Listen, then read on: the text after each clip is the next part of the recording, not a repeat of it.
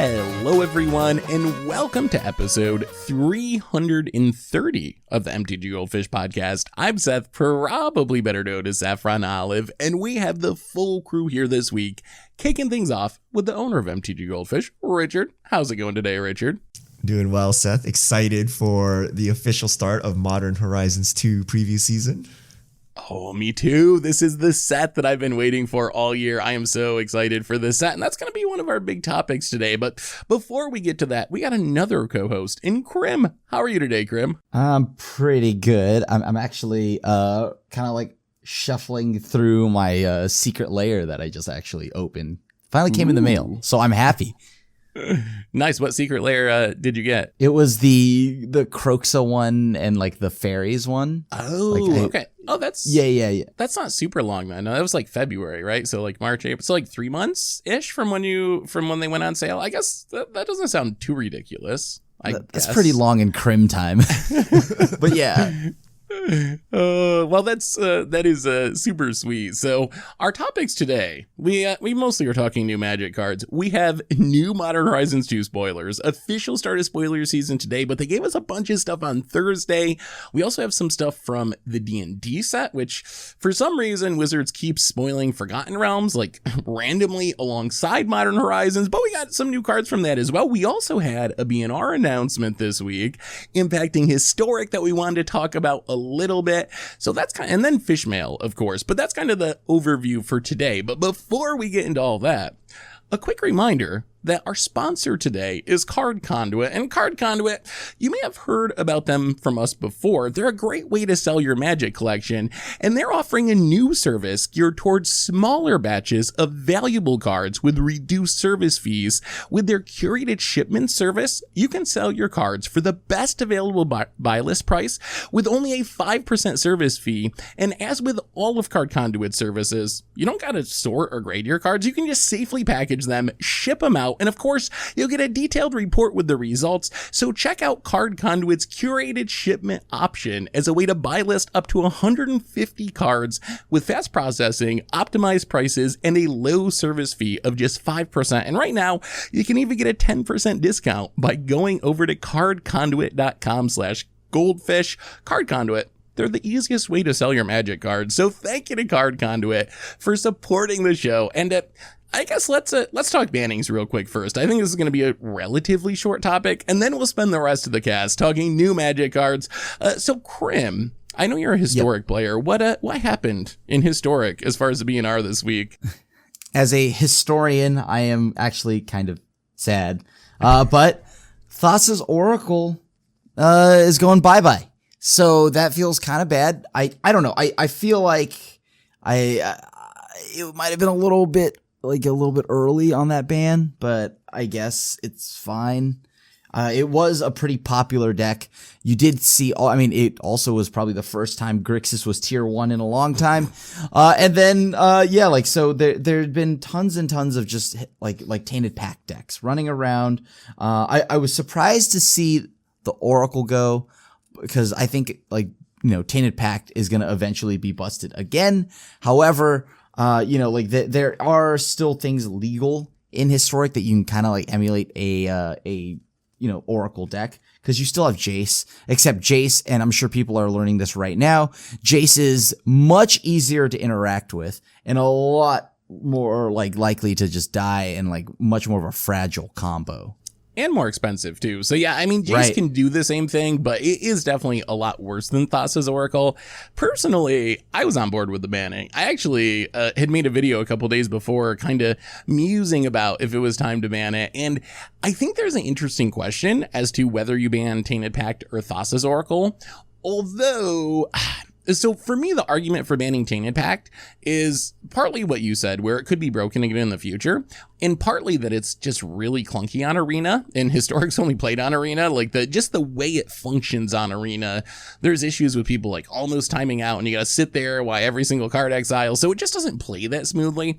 On the other hand, Thassa's Oracle, I think the big argument for banning that, and I was kind of in the ban Oracle camp, is Oracle's been broken in like a ton of formats. It was broken in Pioneer with Inverter. It's currently broken in CDH, arguably, with Demonic Consultation.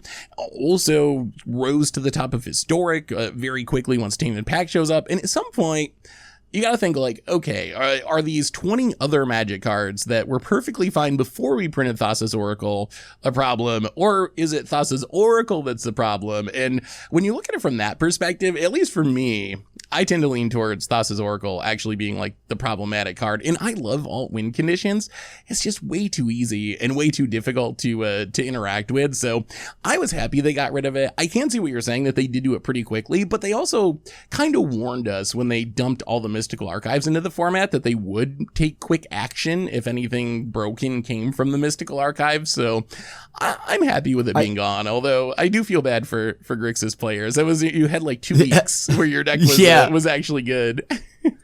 I mean, I never even actually played the combo itself because I was actually teching against it. I was playing like Blue Sun Zenith to target my opponents and Baleful Mastery. So like that was how I was like beating those decks left and right. But that probably wasn't a big deal for you then, because we kind of saw that at the tournament over the weekend, where it seemed like how you beat it is just play control with a ton of counter spells. Because some of the pros were saying like, oh, I play Jeskai control and that deck's no problem for me. Like I beat it every time. Yeah, like it was because them being just a singleton deck definitely was something that hurt them, right? So I was A-okay with that. But yeah, like I think at the end of the day, like it's. I don't know. Maybe I felt like maybe the reason why I could have stayed around was because I think it's okay to have a combo deck in the format. Because like, do we have a combo deck? I mean, I guess it depends on your definition of combo. I think of goblins as a combo deck, essentially, and your combos like ramp and cast Muxus. I don't know if that actually qualifies as a combo or not, but that's not a combo. That's like jokingly combo, right? All right. What about casting a bunch of auras on your core Spirit Dancer? Combo or no? no, that's not a combo. Arclight Phoenix, and Brainstorm combo. No. Okay. Well, maybe we don't have another true combo deck in the format, I guess. My definition of combo might be a little loose, I think. I don't know. You got any thoughts on this, Richard? Have you played any Historic recently? Nah, can't afford Historic, man. But I've been beaten by Thassa's Oracle in so many formats now that, yes, I can see how it could be a problem. But yeah, I guess it's just, to your point, it's like, where does Wizards want this power level to be? Do you want the fast combos or do you want a slower format? And so far, they're like, yeah, probably not fast combos, but I don't know. I'm sure they'll add some more spicy combos into Historic soon enough. And then I think eventually they will add back in Thassa's Oracle, or at least we'll have cards of that power level in the format. I do feel Wizards is really pushing the power level of Historic. So they're trying to balance it, but I do think it's going to be like super powerful rather than kind of just like watered down mid-rangey battles. So I do think Thassa's Oracle will come back or be potentially safe at some point in Historic. Yeah, I think that's a good point. And I think how I look at Historic is a big part of the appeal for me is it's a format where things change really quickly, be it by, random historic anthologies, mystical archives being legal, things like that. Even there's some like random cards that popped up from, was it like commander decks or something? We got a few random cards that were added to it. So you're just constantly having these changes. And then I think bannings and unbannings or suspensions and unsuspensions also play into that. So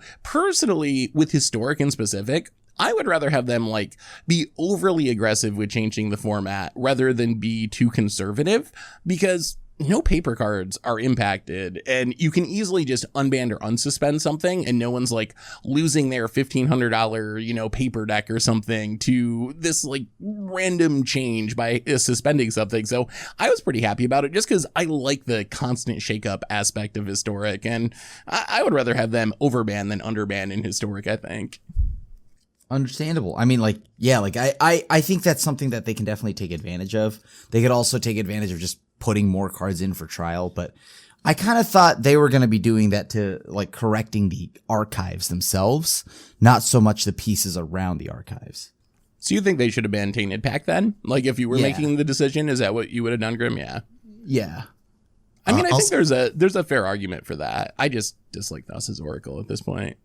Also, no, it was just straight out banned. It wasn't suspended or anything, right? They're just like banned. Yeah, it's just out of here. like even like the broken Simic cards got like suspensions, but this is just like banned. Yeah, it got the hard swat. Anyway, that's the BNR news. No changes to any other format, just the Thassa's Oracle in historic change. But we got a lot of new Magic cards to talk about, so we should probably move forward and let's talk Modern Horizons 2. We have a ton of sweet stuff. It's only the first official day of spoilers, but Wizards did a stream and spoiled a lot of cards last week. Some of them are pretty interesting, so Richard, why don't you guide us through some MH2 spoilers?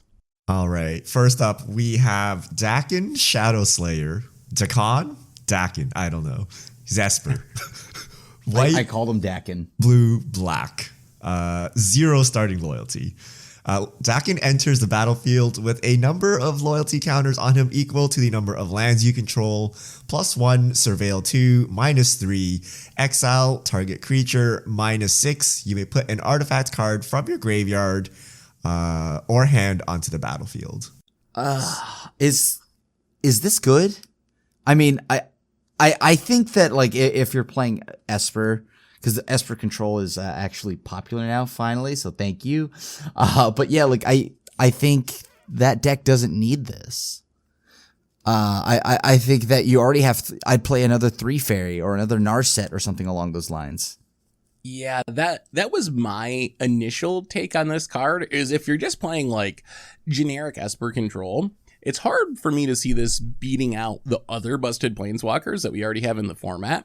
I think you really need to be a deck that can take advantage of the -6, which you definitely can't do with just a random Esper control. You're not going to have some bomb artifact to put into play. So I think the card is powerful. Like all those abilities are powerful.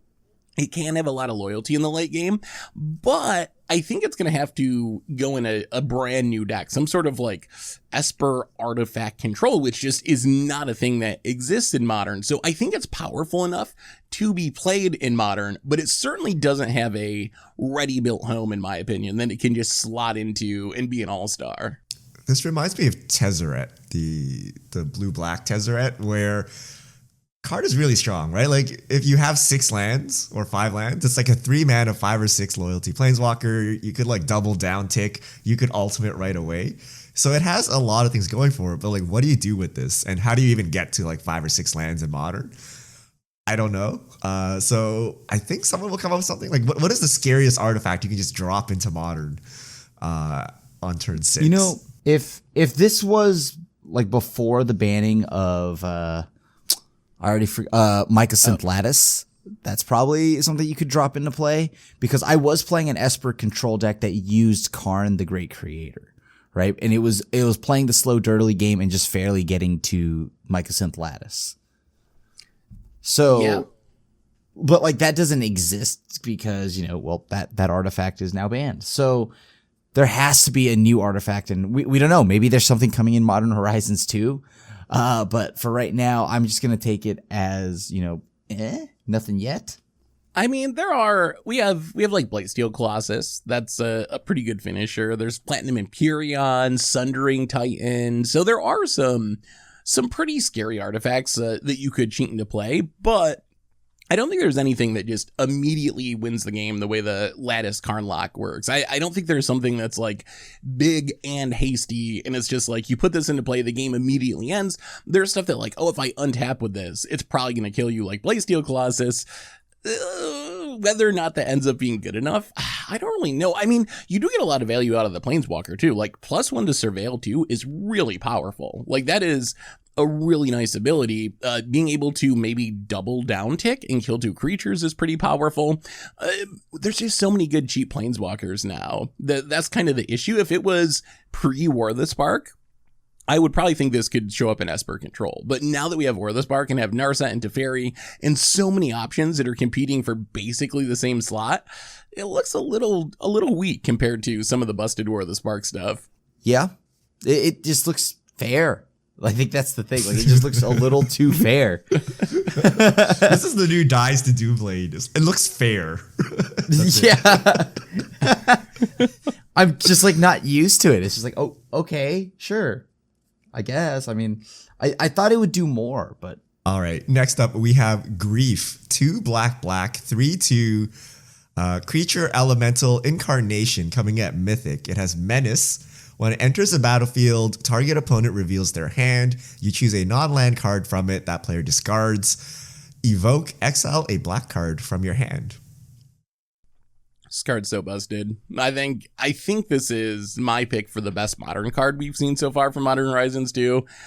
Wow. It's basically a mostly upgraded Unmask, which is a card that does see play back to like Legacy and Vintage, so it'll probably show up there in Unmasked decks. I guess there's a little downside that you can't target yourself with it, which is something you occasionally do with Unmasked to like get your reanimation target in the graveyard. But in Modern, this can lead to some really absurd starts. I think something people have talked about a lot is like Ephemerate. You just play this on turn 1 for free. Thoughtseize your opponent, blink it with Ephemerate, Thoughtseize your opponent again, and then on your turn 2, you blink it a third time. You get 3 Thoughtseizes across the first 2 turns of the game and a 3/2 Menace body. That seems like it should just win the game in a lot of matchups. Like, your opponent's probably going to have what?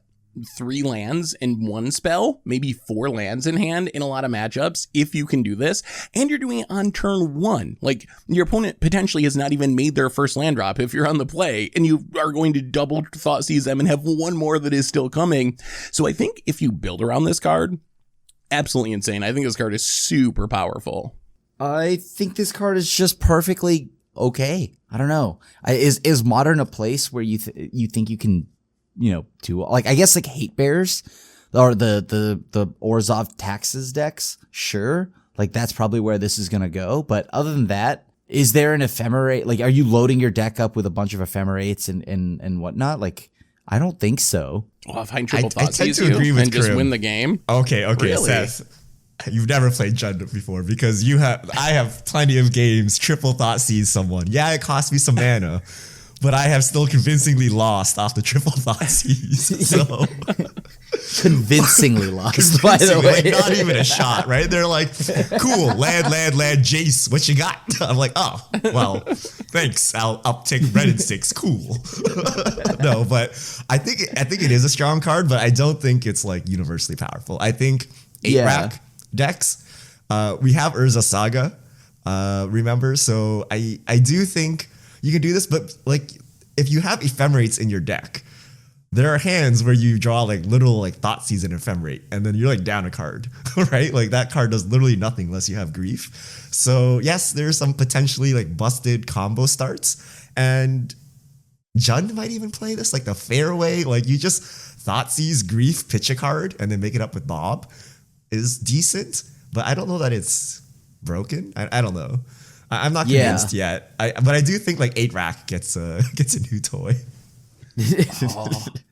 I think I'm way higher on this card than both of you are. It's not even that bad if you just cast it for 4 mana. Like Thought-Knot Seer sees play, and this has a downgraded body but an upgraded discard effect, since you or a very similar discard effect. You don't have the downside of your Thought-Knot Seer dying and your opponent getting back the card. So I feel like it's comparable to that with the additional upside, and with the Ephemerate shenanigans. Also important to point out, this is part of a cycle. So while the plan of like, I need Grief and Ephemerate in my opening hand, it might sound far-fetched, when you need Grief or the green or the white or the, all the other versions of this card theoretically, or you need like Ephemerate or Malakar Rebirth, or our Tomer's favorite MDFC, like can also pull off the similar shenanigans and be a black card that allows you to do the double Thoughtseize trick.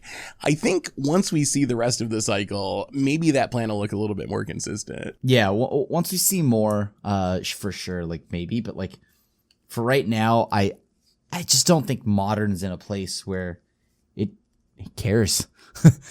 I also don't like the free spell aspect of it. I don't think it's currently too busted. Maybe I'll eat my words later, but we don't need more free spells. There's like no counterplay to it. You just like cast for free, right? Like it costs a card, but all cards come with so much card advantage nowadays. Like the card doesn't really matter. It's like, saying Phyrexian mana costs life. Like, sure, right? But I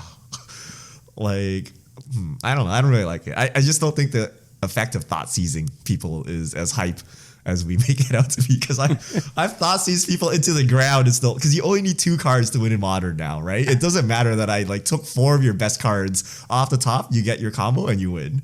So I'm not hyped on more thought seizes.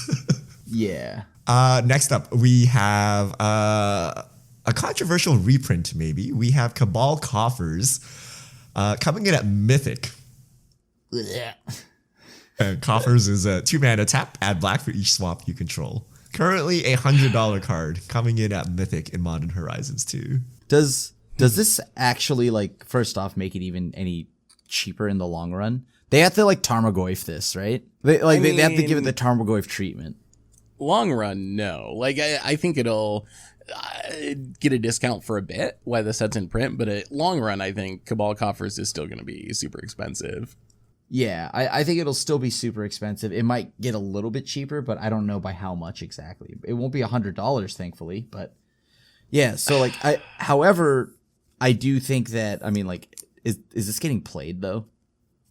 What decks use Cabal Coffers? Probably 8 rack and stuff like that, maybe? I'm pretty skeptical that Cabal Coffers is going to be good in Modern, personally. I think it's fun. And I could imagine that I think people are going to try it for sure. Maybe there's some Golgari Primeval Titan deck that's going to, tutor it out along with Urborg or something. But I'm actually not sure how good this is in just a random black deck. You want non-swamp lands in your deck usually. If you're playing something like Arak, you want your Mutavaults, and you're going to need Urborg to have this be good. You're going to have the risk that you just have 2 of these in your hand and no Urborg and kind of just lose to yourself. Which so I'm actually not sure that this card is going to be that great in Modern. I'm really excited to try to build around it, but I see this more as a Commander reprint. But being at Mythic means it's not actually that impactful of a reprinting, and that's the part that makes me most upset with this card, because outside of the fact it was a $115 card or whatever before it was reprinted, there's no reason this has to be Mythic. There's no justification. It was just purely a price thing. So the rarity it would break of it, I think, limited. I don't even think it's very good in limited. Yeah, it's pretty bad. I mean, I don't know. The Cabal Stronghold, the fixed coffers was a rare, right? So it was. Nykthos is a rare somewhat recently. Yeah, I don't know. I mean, it's clear that Wizards just does it according to price. I can't think of a justification for this. And I don't think it's Modern playable at all. It's not. It doesn't tap for mana unless Urborg is out. So yes, maybe if you're playing some weird mono black deck, you might play this, but I don't think you would slot this in unless you had some combo Primeval Titan or something with it. But why would you fetch this up with Prime Time when you can fetch up Field? So I don't know. It's also super slow. You also got to remember, for this to start making mana, you need 4 lands. If you're playing a lot of decks in Modern, you're dead to Heliod combo, or you got blitzed out by the time that this actually does anything. So I think if it does show up, it's going to be in a deck that doesn't exist at this point. I don't think you just throw it into the pre-existing decks. All right. Next up, we have Profane Tutor. No mana cost. Sorcery at rare. Suspend 2. 1 in a black for suspend. Search your library for a card. Put that card in your hand. Then shuffle. As Foretold gets to use this, I guess. Is this good? This card, I see this as a way to send a strong message to your commander table that they need to kill you in the next 2 turns. I think that that's all that this card really does, is you suspend it and everyone attacks you and you die. Even the As Foretold decks, they can cast it, but I don't know if they want to cast it. I feel what are you going to do? You're going to Profane Tutor to tutor up Restore Balance so you can actually cast a free spell that does something? I think this card, I like the reference and the callback to it, but I actually don't know if I think it's good at all, even in Commander. I think I would play Diabolic Tutor over this in Commander, honestly. I think I would rather have a tutor that I can top deck and cast and get what I need than this that I'm going to have to suspend for 2 turns, and wait, for the rest of the table to kill me before I get the card to save myself. You also definitely like signal that, hey, get that opposition agent and dunk me, right? Like, I think this is something that in Commander isn't great. In Modern, I don't know if I want to play this. Is this too slow in Modern? Yeah, I think so. Okay, you suspend on turn 2 with the plan on comboing on turn 4. Are you already dead? Is this too slow? Is it too telegraphed? Because it does have an upside, right? The upside is you dodge Thought Seizes, right? You get that card out, you save 2 mana on your combo turn, but your combo turn is on turn 4. Is that too slow? And it's like super telegraphed, right? So is that too much? But I mean, if you're a combo deck, everyone knows you're going off anyway, right? Like, is there anything to hide? It's just like, what do you got to stop it, right? So...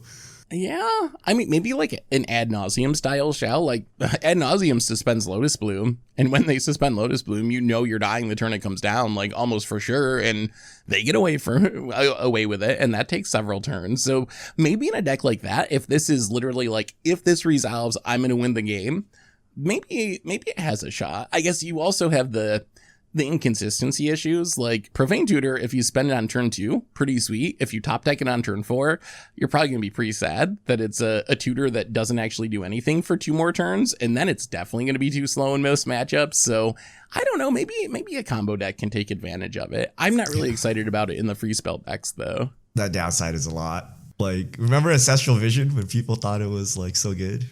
And then like, what happens when you draw it on turn 5? You're like, cool. Sweet. Speaking of that, I played Ancestral Visions recently. I played an Ancestral deck recently, and I had multiple games where I suspended it on turn 1 and did not live for it to come off suspend. So I guess that kind of works. Yeah, that works against Profane Tutor, because I think it would be the same turn that it would come down. So all right. Next up, we have Rishadan Dockhand, 1 blue, so a single blue mana, 1 mana value. It's a 1/2 merfolk at rare, island walk, 1 mana, tap target land. I think this card is sweet. I don't like Rishadan Port itself in Modern, but I think this card is totally fine. And this is a very cool, Merfolk.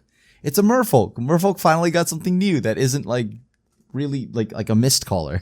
So this card has been pretty, it looks like it'd be pretty fun to play with. I don't know if you would, I don't know what deck it goes in, like outside of Merfolk. Would you bring this in against just, I don't know, out of the sideboard or something? Blue-white taxes?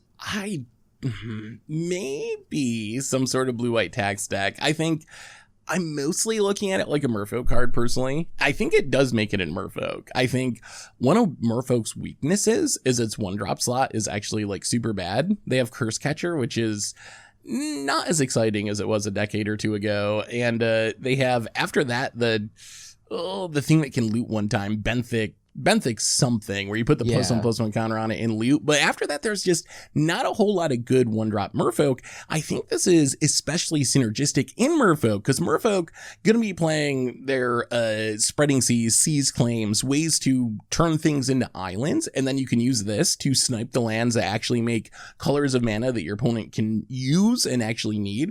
So I feel like this is a big addition to Merfolk. I'm very confident it'll show up there.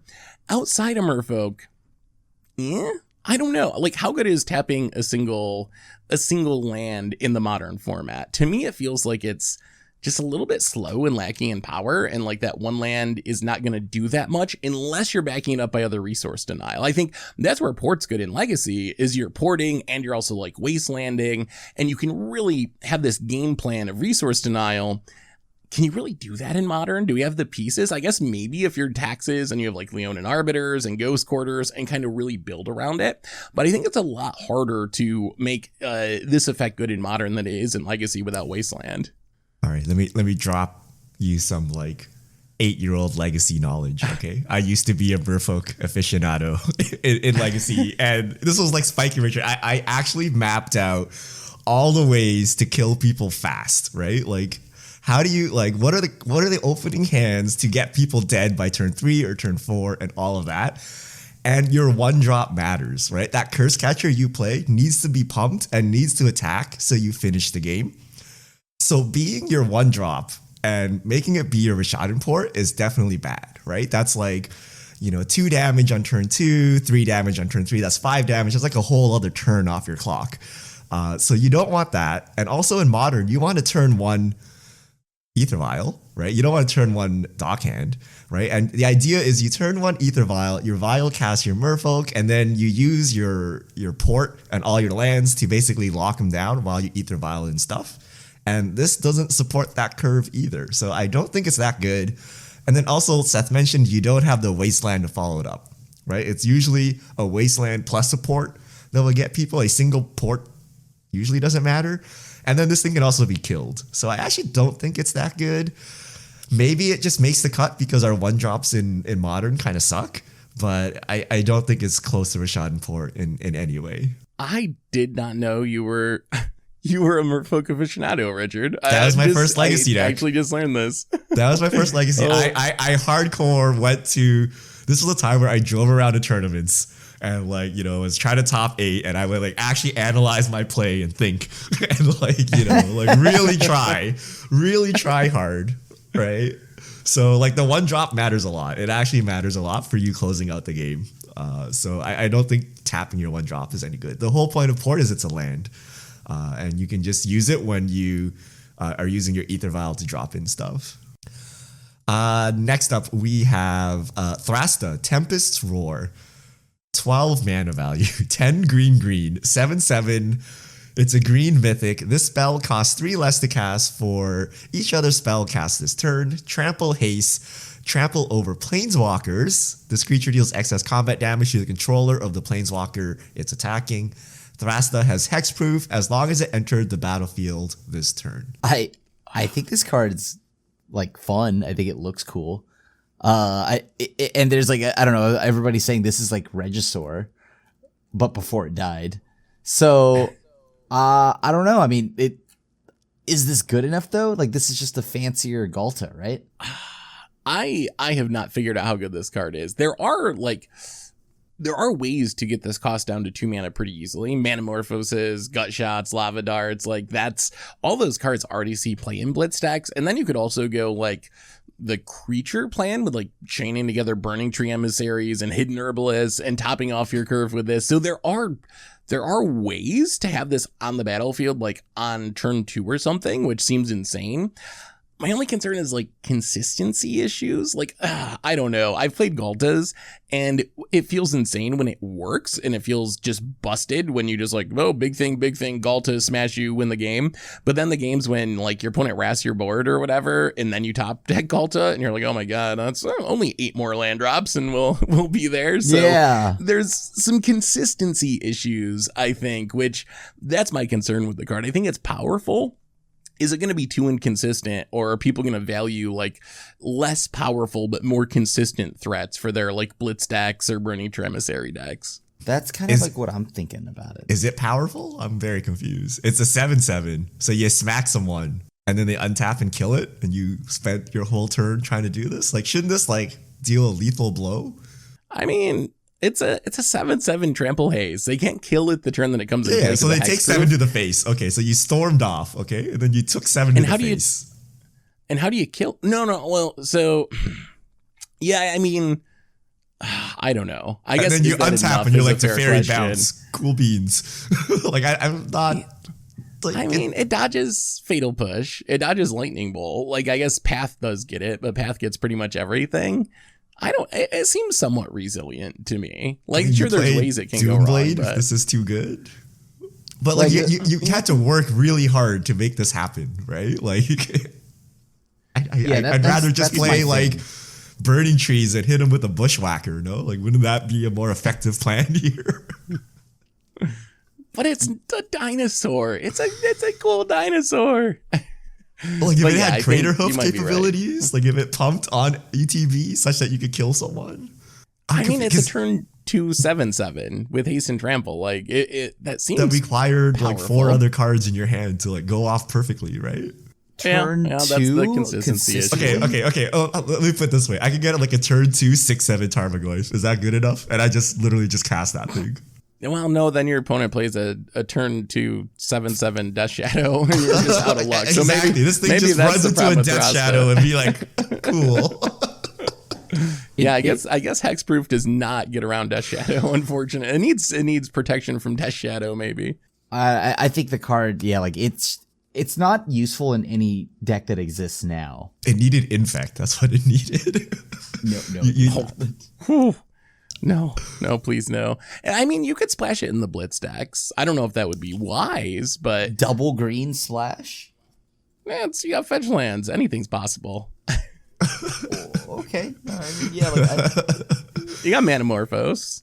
oh, that's true. You do have Manamorphose. That actually, sure. But I mean, whether or not it's worth it, because just like the consistency thing, the Blitz decks, they like being consistent. They play their 1-drops, they cast a bunch of spells, you die on turn 3 or turn 4.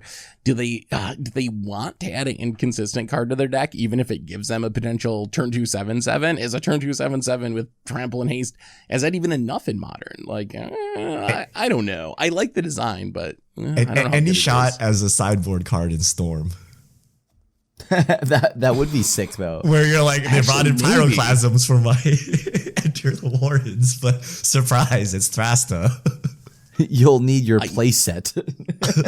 It actually maybe, like, it doesn't care about graveyard hate. It doesn't care about the sweepers that would get rid of 1/1 goblins. So maybe Like maybe your it storm actually counts a lot does. less, right? You don't need to storm as hard, and yeah, maybe just bring a 7/7. They literally have no removal because they weren't expecting this to happen, right? The removal was Pyroclasm, so maybe. And you just get them in 3 turns. Yeah, I could see Yeah. that. That's kind of a cool plan. All right. Next up, we have Unmarked Grave, 1 in a black, sorcery at rare. Search your library for a non-legendary card. Put that card in your graveyard, then shuffle.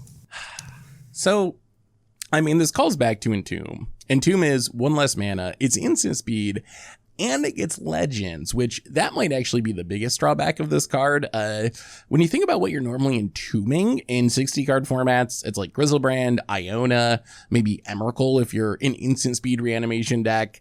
Those are all legends. I think this only hitting non-legends really limits the cards that you are going to be able to tutor up with it. So I actually don't know if this will do much in Modern. I guess it's cool that you can get, like, I don't know, a Craterhoof Behemoth or a Woodfall Primus or something, or Worldspine Worm, or you could get the Unburial Rites and put it in your graveyard to flash it back if you already have a big threat in your graveyard.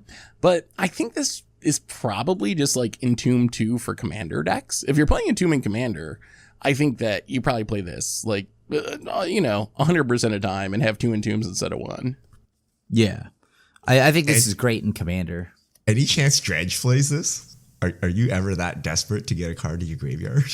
I don't think you have. There's no reason for you to. It's not like it has a shortage of ways to get creatures in their yard.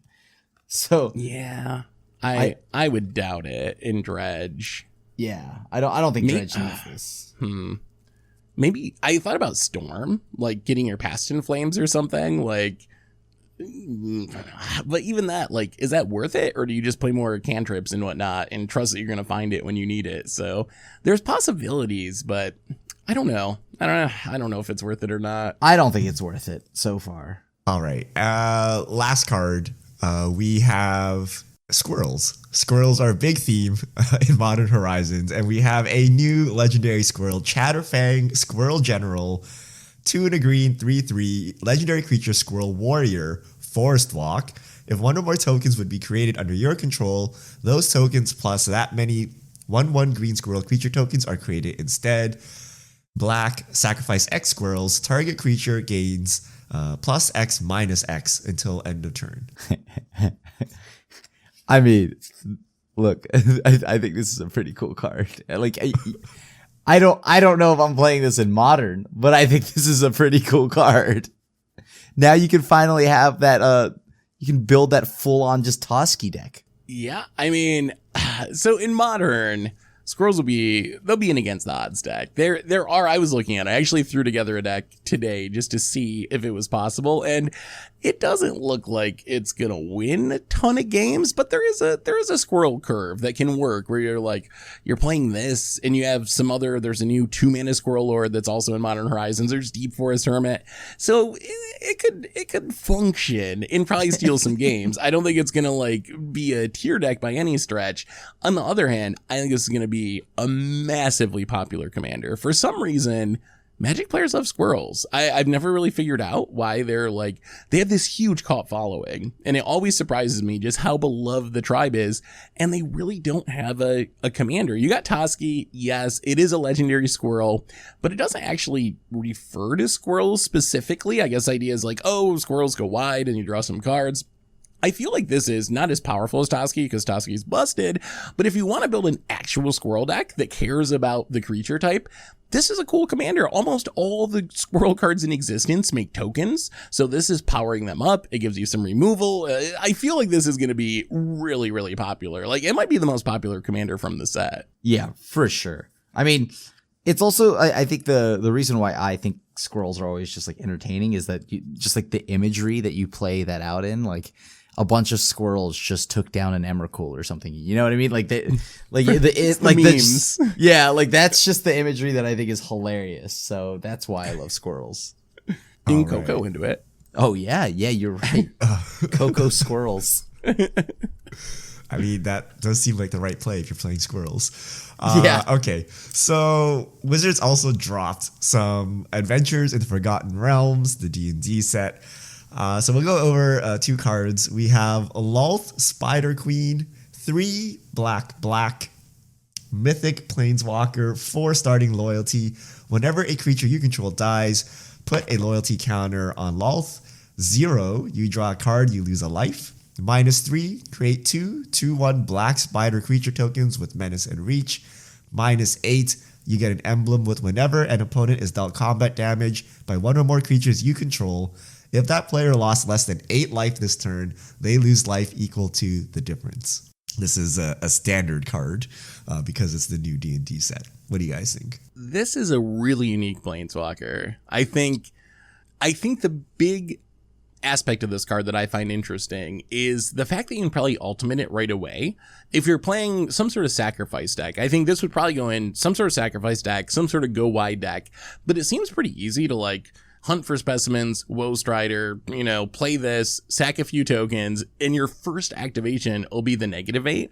On the other hand, the ultimate isn't that insane. It does improve the damage of your small go wide creatures, which is nice. Being able to hit with an eye twitch and your opponent takes 8 damage is pretty insane, but it's a little bit conditional. It's not one of those Planeswalker ultimates that just straight up wins the game on the spot. So I guess I went, and the 0 ability is nice. The Phyrexian Arena, draw a card, lose an extra life each turn. No one's ever going to complain about drawing an extra card each turn, even though, as we've kind of talked about before, there's so much incidental card advantage or virtual card advantage built into cards these days that I think that just straight up draw cards effects maybe lose a little bit of their luster compared to a few years ago when that was a big deal to be able to draw 2 cards a turn.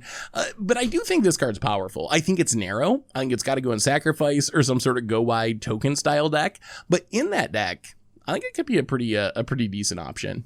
I think this could have been at 4 mana. It seems a little bit slow at 5. I don't know, maybe is it just am I hardened by the last 2 years of standard? You know what I mean? Because this just seems okay. Okay is probably a good description. I think it's okay, but I hate this design. I dislike the Garrick ability where when your stuff dies, you pump your Planeswalker, because this thing is incredibly hard to kill with normal means. They play their Planeswalker, you're cool, let's attack it. But I can't because I have 2/2/1 reach spiders that block, and when anything dies, it pumps their Lolth into ultimate. So I actually really dislike that, right? You have to play the Dreadbore Hero's Downfall effects to get rid of this thing. So in that sense, I really just like the design. I think it's a fine Planeswalker. I think that the 2 spiders are very sneaky. They have reach, very hard to kill. You need trample to fight with combat. The -8 is, I'm assuming, a flavor thing. I don't know anything about this character from D&D, but I assume that is a flavor ability because it's a very strange ability where you hit up to 8 damage per hit each turn. Yeah, I think that's a flavor thing. I have no idea anything about D&D, so like for me, this is just I'm just looking at it at face value. So, by the way, I don't know anything about D&D, so people can correct me, but I did see ads with Lolth in them on YouTube. So I assume there's a new D&D product coming out with Lolth as the center of it, which is why they pushed out these previews early. Because I am seeing ads with this character on for D&D floating around the internet. That makes sense. The other thing I was going to add is it seems decent in some Richard style commander decks because the ultimate, it does trigger on each opponent. So you can like ultimate this and then hit everyone with a bird and they take 8 or something. So in some of the janky go wide Toski decks that you like playing, it seems like it might not be the worst if you can ultimate it right away. Nah, this is like a Garrick emblem, except it doesn't finish the job. It gets you killed immediately. Like it doesn't matter what it is. It's an emblem. True. It looks scary, but you can't finish the job. So all you did was just like put a mark on yourself to be executed. So I don't like this. Just suspend your Profane Tutor and find an answer. You suspend it, and then you somehow live through the suspension, and you get Lolth, and you cast Lolth. and emblem it and live through that. I think it's a real thing. Remember, I was like, should I Garrick ultimate? Because I'm totally going to die. I'm not ready to win, but I can Garrick ultimate, right? And I did, and I proceeded to die. You did die. yeah, so like that's what happens, right? So I don't know that you could fire off this ultimate willy-nilly, because it looks scary enough, but it's not actually that scary. You can't finish the job. So that's like, would this be better if it were just not through combat damage? Like it was just if a creature did damage at all? That would make it better, yeah. Because you could ping during your turn for 8 and then ping during their turn for 8 or something. You could like rack up the damage a lot faster. That would make it way scarier in sacrifice decks with things like Mayhem Devil, I guess. Like if you could just like naturally ping and you get your opponent for 8 with a Mayhem Devil ping. Yeah, like that. But I don't think that's like, I mean, it's an ultimate, right? So I don't think that's like a thing that's too powerful for an ultimate. But it's not a hard ultimate. And it's 5 mana. You could 5-drop ultimate, right? I don't think that's unreasonable in a sacrifice deck. Yeah. I mean, it's still a 5 mana Planeswalker. I think the other thing is like, you got Korvold. Is this actually, even in a sacrifice deck, even if they did change it to upgrade it for the sacrifice deck, are you going to play it over Korvold? Because Korvold's pretty busted and offers a lot of like immediate value. Good news that Korvold rotates soon. That's true. No, that is true. It does rotate soon. Yeah, I like it. I don't think it's busted, but I like this Planeswalker. Yeah, like it's just okay, I think, and I like it. It's just okay. I like that it's unique. It actually looks a little different than all the typical Planeswalkers we see, so that's good. All right, last card we'll talk about, Drizzt Do'Urden. 3 green and a white. Sorry, D&D fans. Sorry. 3/3 legendary creature, Elf Ranger, double strike. When Drizzt enters the battlefield, create Gwynnyar, a legendary 4/1 green cat creature token with trample. Whenever a creature dies, if it had power greater than Drizzt's power, put a number of +1/+1 counters on Drizzt equal to the difference. This reminds me a lot of Tolsimir. It reminds me of like an aggro Tolsimir, and maybe it's just like the mana cost, but it's like very similar. It's a fine body. It makes a token. Tolsimir was at its best when it was like stabilizing you with the fight effect and life gain. This wants to be a lot more aggressive. You get a more aggressive token and you get a double striking body. Like if you think about what this adds to the battlefield, 3/3 double strike and a 4/1 cat, that is technically 10 power and toughness as far as attacking across 2 bodies. And then this can get pretty big, and it does trigger when any creature dies, not just your creatures. So if your opponent's big stuff dies, you get counters on it. Oh, I don't know. It feels kind of fair to me for standard, really. I guess maybe like standard just, it's been so strong and so pushed. Maybe it'll feel a lot different after rotation when a lot of the most busted cards leave. But right now, I don't know. This feels like kind of like a joke in our current standard. Like you're going to do this and your opponent's going to untap an emergent ultimatum you and be like, nice cat over there does it. But yeah. Check out Embercleave. Yeah. Yeah. But the world will look a lot different after rotation. So maybe after rotation, it'll have a home in standard. I do think it's a cool Voltron commander. Like you can play it with Phyrexian Dreadnought, like have it die, put a ton of counters on it, one shot someone or something. Like it's kind of a cool. I feel like I've said that a lot with all the cards we've talked about today. Like, yeah, it's a cool commander card, but I think it is kind of like a neat commander card. Does it work like evoke? If you evoke a creature, does it sacrifice? What happens? It does, right? So you can evoke things to pump this. You can Dreadnought to pump this. Yeah, I see some one-shot kills in Commander coming. Yeah. Okay. Yeah. Maybe in like Commander. Sure. This in Standard though, just right now when the set comes out, it just doesn't seem like it's gonna do much. This card. I would agree with that, and there isn't really a home. Like what would you even, I mean, I guess you play some sort of like Selesnya Stompy deck and play it with Lovestruck Beasts and stuff, but there's the Naya Fling deck or whatever, you know, like the Naya Fling, and you could use Showdown at the Scalds, but this just doesn't seem like it has a home. Yeah, I would kind of agree with that for the time being, but reevaluate after rotation because things are going to look a lot different. Yeah, fully. All right, so those are all the previews we want to talk about. There are a ton more coming out as we're actually recording this, so you can check out mtgpreviews.com to get all the latest previews. And of course, we have the daily preview videos on the YouTube channel. So shall we fishmail, gentlemen? Fishmail us, Richard. If you have questions, send them to @MTGGoldfish with the hashtag MTGFishmail, and we'll get to your questions on air.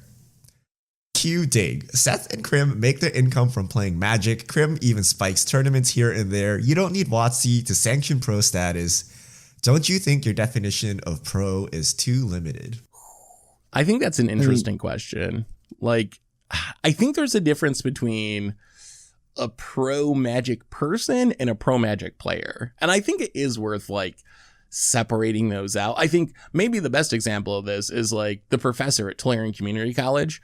He is one of the biggest names in Magic. If anyone is a pro Magic person, it's Prof, but Prof is not even someone who plays that much Magic as far as content is concerned, and definitely not someone who's going to tournaments or anything.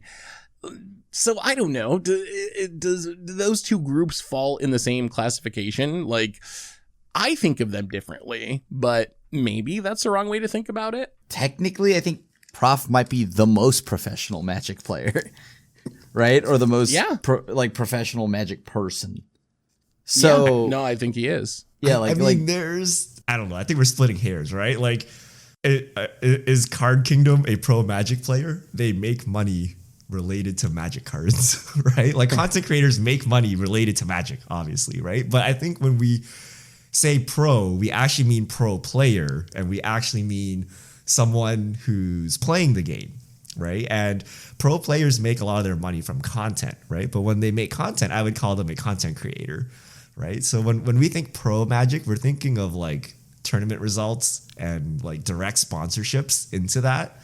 So that's what I mean when I say pro. It's a short for pro player. But of course, there are a lot of people that make money related to Magic, like Ultra Pro, like game stores like Card Kingdom, content creators like us, websites like Scryfall. Like we're all quote unquote pro, but we're just not pro players. Yeah, I think that puts it well, because I don't consider myself a pro player, and the main thing I do is play Magic. Like that is what my content is for the most part, is playing Magic. But yeah, I don't consider myself a pro player in the same way that I'd consider Reed Duke or someone a pro player. I haven't. Yeah, like that's. Oh man, I haven't even. My pro days are so far. But my Krim is the only one that's won a tournament like anytime anyone can remember here at Goldfish. So Krim is the proest of pro players. If I'm the spikiest player here, that's not great.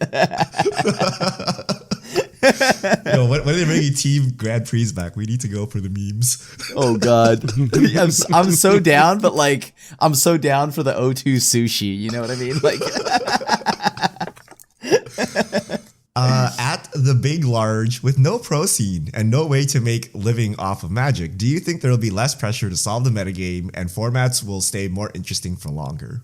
I think it's a misconception that there won't be a pro scene. I think there will not be like pro players subsidized with full-time incomes by wizards, but I think you're still going to have people who are pro players, but they're the pro players are probably going to do a mixture of like playing in tournaments, content creation, sponsored stuff. So I would say no. I don't think it's going to have an impact on the metagame because I think there will still be pro players. It'll just be in a different way than traditionally where Wizards provides like most of the income. The income is going to come from different sources, I would think. That's my guess at least. Yeah, that's 100% what I think would have to happen. Because, I mean, yeah, like they very much so have made it a thing where now like I don't think they think they need the pro scene, right? They've made it apparent that they don't need the pro scene. Even if the pro scene were to disappear, which I agree with Seth, actually, that it'll keep going no matter what, even without WotC. But even if it were to disappear, people will still solve the metagame. I think the metagame is actually solved by normal people and not the pros, right? I think the bulk of the legwork is done by just people like you and me playing, trying to optimize, and maybe pros refine it a little bit, but there are a lot of quote-unquote serious players that do not make any money from Magic the Gathering at all, and those people will continue to solve and push the metagame and, invent the next Oko deck and Uro deck and whatever. So I think that's just the nature of a game and a competitive game. There'll always be people to push it, even if they're not being paid money to do so. Last question. Juzams to Plowshares. I only play Constructed on Arena, and I get the daily quest completed. I save my golden gems up to play Limited. What should I spend my accumulated wildcards on? Ooh. Not standard at the moment with the rotation approaching. I guess I would say either buy a historic deck that looks interesting or keep saving them until after rotation and then buy a standard deck. Yeah. I mean, I would say historic personally, just because I feel like it's nice to play a format that, doesn't rotate. Unless you're Thassa's Oracle, then you rotate. Yeah, but I don't know if this is historic recommendation because it changes so wildly, right? I think standard is a safer bet and you just wait for rotation. And especially since they play a lot of limited, they're going to be stocking up on like standard staples anyway from naturally drafting, which you might not have historic staples because you're not buying historic anthologies. So I think standard is the play at rotation to see what's happening there. And then I would get cards that, will not be rotating for a long time. Yeah. And yeah, so that's all our Fishmail. Thank you to everyone who sent them in. If you have questions, send them to @MTGGoldfish with the hashtag MTGFishmail, and we'll get to your questions on air. And I believe that brings us to the end of episode 330 of the MTG Goldfish podcast. So Richard Krim, thanks for hanging out. Thanks to everyone for listening. Thanks to Card Conduit for supporting the show. And we will be back next week to talk about more Modern Horizons and whatever else goes on in the world of Magic. So until then, have a great week, everyone. And this is Aku signing out.